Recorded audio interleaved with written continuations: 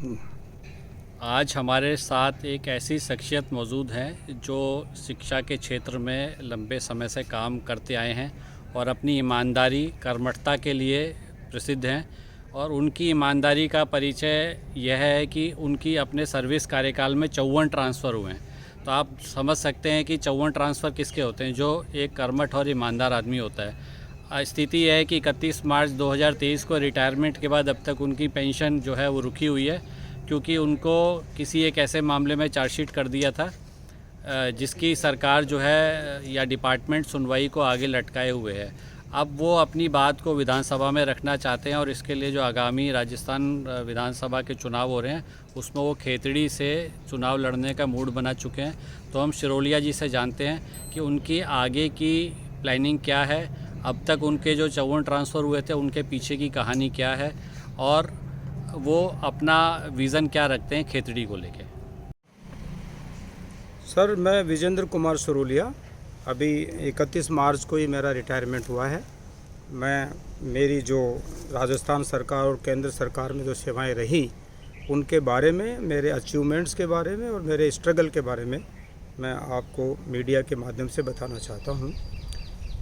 88 में मैं जब बिट्स पिलानी में अंग्रेज़ी पढ़ाता था तब मेरा केंद्रीय विद्यालय में इंटरव्यू के लिए कॉल आया and I appeared in the interview of Kendriya Vidyalaya Sangathan and I was selected as TGT English and I was given posting at Junagadh, Gujarat. 8 साल की बेहतरीन सेवाएं मैंने गुजरात में दी। गुजराती जो स्टूडेंट्स थे वो मेरे इतने फ़ैन थे कि अभी भी वो मेरे टच में हैं। बहुत सारे स्टूडेंट इंजीनियर हैं, सॉफ्टवेयर इंजीनियर हैं, डॉक्टर्स हैं, they are in touch with me और बहुत ही एलिट्स। आप राजस्थान फिर कैसे पहुँचे? मैं राजस्थान इस तरह से पहुंचा कि वहाँ केंद्रीय विद्यालय में जो प्रिंसिपल साहब थे SK गुप्ता जी, उनके साथ में मेरा लाइसेंस ठीक से बैठा नहीं और एक लाइब्रेरियन के साथ में झगड़ा हुआ और I was transfer to Port Blair, Andaman Nicobar मेरी पोस्टिंग हुई। Very next day I got selection in RPSC and I was appointed headmaster secondary school Rajasthan. फिर मेरा बीकानेर हेडक्वार्टर से पोस्टिंग का ऑर्डर आया और मुझे साइयों का तला बाड़मेर में पोस्टिंग मिली। तो ऐसा कहा जाता है कि जिसका रास्ते जो कठिन होते हैं उससे आदमी मजबूत होता है। पहली पोस्टिंग ही मुझे बाड़मेर में मिली, जहाँ 18 किलोमीटर तक मुझे पैदल चलना पड़ता था, कोई पब्लिक ट्रांसपोर्ट नहीं था। ऐसा लगता था जैसे मुझे कोई पनिशमेंट पोस्टिंग दी गई हो, मगर मैंने उसको एंजॉय किया, उस चैलेंज को एक अपॉर्चुनिटी में कन्वर्ट किया और वहाँ बेहतरीन सेवाएं दी। 11 महीने की वहाँ की सेवा करने के बाद में I was transfer to Papurna near Khetri. ये 54 की लिस्ट तो बहुत लंबी हो जाएगी। तो ये बार बार आपकी जो ट्रांसफ़र्स हुए हैं कि भाई कभी चार्जशीट दे दी, कभी ट्रांसफ़र कर दिया, तो इसके पीछे मूल कारण क्या था? क्यों बार बार आपको ये जो है, जैसे हम एक खेमका जो है हरियाणा के IAS हैं, तो कुछ कहानी वैसी ही नज़र आ रही है कि बार बार आपके ट्रांसफ़र होते हैं, तो क्या मतलब कारण क्या था? मतलब आपकी ईमानदारी ऐसी क्या पसंद नहीं आती थी कि क्या कारण था इसके पीछे? सर, इसका मूलभूत कारण ये था कि राजस्थान सरकार के जो सरकारी स्कूल हैं 90% नहीं तो मैं 60% का दावा करता हूँ, उनके ये जो ज़मीन है, या खेल की ज़मीन हो या स्कूल की ज़मीन पे भू माफियाओं का कब्जा है। ज़्यादातर प्रिंसिपल आंखें बंद कर लेते हैं और उस अतिक्रमण के खिलाफ कोई आवाज़ नहीं उठाते हैं। क्योंकि मैं जिस परिवार से हूँ, मुझे इस तरह से परवरिश की गई है मेरे परिवार के द्वारा कि भ्रष्टाचार कोई है या करप्शन के कोई इश्यूज़ हैं या सरकारी ज़मीन पर अतिक्रमण है, तो वो निडरता से और निर्भयता से और ईमानदारी से मैंने वो काम किया। तो जितने भी स्कूलों में मेरी पोस्टिंग रही, फॉर एग्जांपल जहां आप भी टच में रहे हैं, जमवा रामगढ़ में मैं पोस्टेड रहा, जहां बुलेटिन पत्रकार अखबार के आप संपादक थे। आपके एक एडिटर वहां पहुंचे थे, उन्होंने देखा कि करीब 10 बीघा ज़मीन पर MLA साहब के लोगों का कब्जा था। वो अतिक्रमण मीडिया के कवरेज से और FIR दर्ज करा के मैंने खाली कराया। मेरे मित्र अशोक गुप्ता जी उस वक्त DCP थे, उन्होंने मेरी मदद करी और अब उनका चालान हो गया। तो वहाँ से चूँकि MLA इन्वॉल्व थे, इसलिए मेरे को ट्रांसफ़र कर दिया। अच्छा, ये तो एक स्कूल की, और कितनी ऐसे स्कूल थे जिसमें आपने ज़मीनों को खाली कराने के लिए इनिशिएटिव लिया? सांगानेर के पास श्योपुर एक स्कूल है, जहाँ प्रोजेक्ट छोड़ने के बाद में मेरी पहली पोस्टिंग हुई और उस वक्त PK गोयल साहब ही वाज डायरेक्टर। मैं उनके पास गया और मैंने ये कहा कि साहब मैं 5 साल बेहतरीन सेवाएं मैंने प्रोजेक्ट में दी हैं, मेरी आप श्योपुर में पोस्टिंग कर दीजिए। तो वो चूँकि मेरे परिचित थे और मेरे गांव के पास के थे, तो मैंने श्योपुर में ज्वाइन किया। वहाँ मैंने देखा कि एक जाति विशेष के लोगों ने पूरे स्कूल के पास में कब्जा कर रखा था, पूरा खेल मैदान उनके कब्जे में था। वो अतिक्रमण खाली कराया। उस वक्त Ghanshyam Tiwari ji he was education minister, तो उनका मैंने एक नागरिक अभिनंदन किया। और उसी दिन जो रास्ते में जो तोरण द्वार बनाए हुए थे, हर लोगों ने ये ज्ञापन दिया कि सरोलिया जी को हटाना है, और मैंने मंत्री जी को स्वागत के लिए बुलाया। तो वहाँ से मेरा ट्रांसफ़र हुआ, मैंने कोर्ट से स्टे लिया। शिव कुमार शर्मा जी ने जजमेंट दिया कि till further order of the honourable high court इन्हें यहीं रखा जाए। ऐसे ईमानदार अफसर कहाँ हैं जो सरकारी ज़मीन बचा रहे हैं। अभी पिछले दिनों आप जो अप्रैल में शायद रिटायर हुए हैं, 31 मार्च को 31 मार्च को आप रिटायर हुए हैं, तो ये आपका जो पेंशन का मैटर है जिसके लिए आप कह रहे हैं कि सॉल्व नहीं हो रहा है और आपको पेंशन लटका दी गई है, तो इतनी ईमानदार नौकरी, 54 ट्रांसफ़र के बाद भी आपकी पेंशन का क्या मैटर है जो सरकार आपको नहीं दे रही है? Yes sir, it's very serious matter. मैंने हाई कोर्ट में रिट फाइल किया कि 2020 से मेरे को एक चार्जशीट इशू की गई जो 9 महीने बाद में मुझे सर्व कराई गई। After issuance of the chargesheet it was served after 9 months.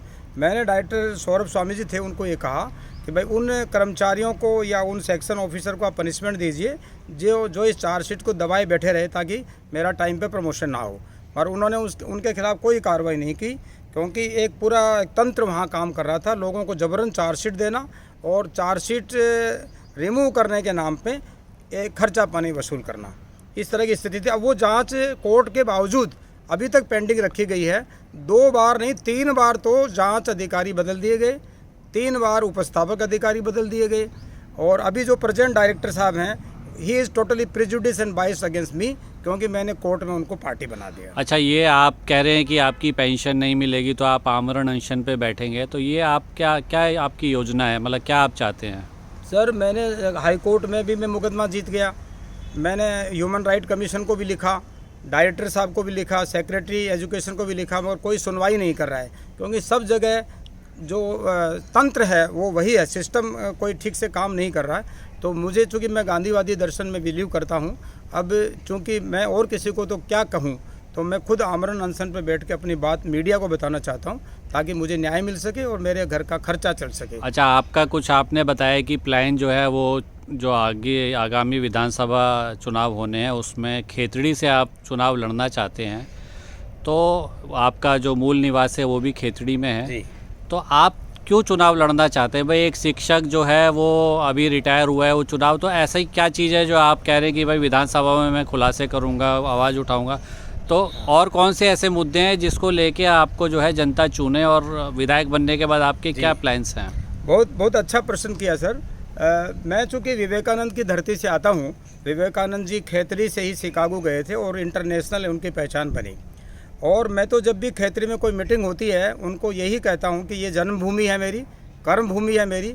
8 ग्राम पंचायतों में मेरी एज ए प्रिंसिपल पोस्टिंग रही है, और मैं ये दावे के साथ कहता हूँ कि हिंदुस्तान कॉपर लिमिटेड के नाम से खेतड़ी जाना जाता रहा है, विवेकानंद के नाम से जाना जाता रहा है, आगे 5 सालों में विजेंद्र सरोलिया के नाम से खेतड़ी जाना जाएगा। इतना काम मैं खेतड़ी के डेवलपमेंट के करूँगा, ये मेरा विज़न है। इसके लिए मैंने बेरोज़गारों को रोज़गार देने के लिए एक स्कीम बनाई है कि हेल्थ और एजुकेशन के नाम पे एक NGO मेरा काम करेगा, जिसमें जो जितने भी बेरोज़गार हैं उनको वोकेशनल एजुकेशन हम देंगे, तो बेरोज़गारी दूर होगी और हिंदुस्तान कॉपर लिमिटेड को हम दोबारा उसी स्थिति में लाएंगे जैसी स्थिति में वो था, जिससे लाखों लोगों को। मतलब आपने पूरा 100% मन बना लिया है कि चुनाव लड़ना ही है? ठीक, बिल्कुल सर, मैंने पूरा मानस बना लिया। मैं बीजेपी के बड़े बड़े नेताओं से भी मिला हूँ। अभी रिसेंटली मैं बनारस गया था, जहाँ मेरा ससुराल है, वहाँ JP नड्डा साहब से मैं भी मिला। मेरा जो ब्रदर इन लॉ है वो प्रधानमंत्री कार्यालय से जुड़ा हुआ है, और बड़े नेताओं ने मुझे आश्वासन दिया है, क्योंकि ऑलरेडी जो MLA के दावेदार हैं वो 3 बार बीजेपी की टिकट से चुनाव लड़े, तीनों बार हार गए। और मनीषा गुर्जर जो वहाँ एक कैंडिडेट है वो कांग्रेस के समर्थन से प्रधान रही। तो मैं मान रहा हूँ कि एक शुचिता और ईमानदारी के लिए अच्छे लोगों को पॉलिटिक्स में आना चाहिए। That's why I want to join. मतलब आपकी कोशिश है कि बीजेपी से आपको टिकट मिले? हाँ, मुझे भरोसा है कि मुझे मेरी ईमानदारी और मेरी खेतड़ी में कार्य करने की जो प्लानिंग है और जो मैंने काम किया है 8 ग्राम पंचायतों में, एक ईमानदार की भूमिका में मैंने काम किया है, और बहुत सारे लोगों को मैंने रोज़गार दिया है वोकेशनल एजुकेशन के माध्यम से। मैं राष्ट्रीय स्तर का ट्रेनर हूँ, बोलने की अच्छी खेतड़ी capacity की है। आपको क्या समस्याएं अभी नज़र आती हैं खेतड़ी जिनको में सबसे बड़ी समस्या तो सब बेरोजगारी की है। हिंदुस्तान कॉपर लिमिटेड के माध्यम से लाखों लोगों को रोजगार मिला हुआ था, मगर गलत राजनीति की वजह से, नेतृत्व विहीन होने की वजह से वो हिंदुस्तान कॉपर लिमिटेड बिल्कुल मृत प्राय है। जहां लाखों लोग काम करते थे, उसको पुनर्जीवित करूंगा। मैं प्रधानमंत्री जी से मिलकर विधानसभा में अपनी बात उठाऊंगा। हिंदुस्तान कॉपर लिमिटेड यदि ठीक से काम करने लगेगा तो मेरे खेतड़ी के हर युवक को रोजगार मिलेगा, और इस तरह की मेरी प्लानिंग है। और खेतड़ी को पानी की दूसरी समस्या है, तो पानी के लिए जो स्कीम है वो कैनाल के माध्यम से हिमालय का पानी खेतड़ी में आए, ये मेरी प्लानिंग है। और एजुकेशन हब बने खेतड़ी में, बड़े बड़े कोचिंग इंस्टीट्यूट हो और ट्रेनिंग सेंटर हो वोकेशनल की तरह से, ताकि लोगों को रोज़गार मिले, ये मेरी प्लानिंग है। और निश्चित रूप से मीडिया मुझे मदद करेगा इसमें। सोशल मीडिया में मेरा बहुत बड़ा ग्रुप है जो मुझे मोटिवेट करता है खेतड़ी के लिए, क्योंकि शुचिता और ईमानदारी, ये दो चीज़ें जब राजनीति में आएंगी तो राजनीति की दिशा और दशा दोनों बदलेगी। विधानसभा में प्रखर तरीके से मैं खेतड़ी की बात को रखूँगा, और मुझे आशा ही नहीं, पूरा भरोसा है कि मीडिया मेरी मदद करेगा। और जनता मेरी बहुत फ़ैन है कि एक ईमानदार आदमी यदि पॉलिटिक्स ज्वाइन करेगा तो ईमानदारी से पॉलिटिक्स, राजनीति में ईमानदारी जब आएगी तो विधानसभा की दशा और दिशा सुधरेगी निश्चित रूप से। चलिए साहब, बहुत बहुत धन्यवाद, आपको शुभकामनाएं भविष्य के लिए। Thank you very much Vinod ji, बहुत बहुत धन्यवाद, आपने इतना समय दिया मुझे मीडिया कवरेज के लिए। Thank you very much, so nice.